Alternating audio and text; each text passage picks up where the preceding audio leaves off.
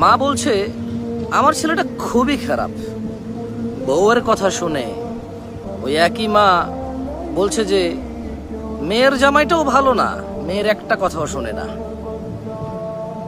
বোন বাপের বাড়ি এসে বলল যে ভাইটা আগের মতো নেই, খারাপ হয়ে গেছে, তত্ত্ব তালাশ করে না, দাওয়াত দেয় না, খোঁজ খবর নেয় না, ঈদ চাঁদ কোরবানি যায় জামা কাপড় দেয় না, একটু দাওয়াতও করে না, একটু বিপদে পড়লে হেল্প করে না।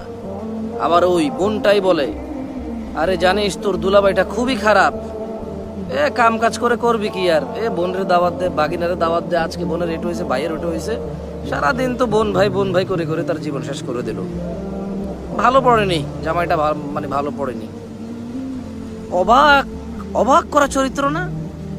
মা তার ছেলের জন্য যে চরিত্রকে অপছন্দ করে, ঘৃণা করে, বদদোয়া করে, কিন্তু মা তার মেয়ের জামাইয়ের জন্য এমন চরিত্রের আকাঙ্ক্ষা করে এবং কামনা করে, দোয়া করে।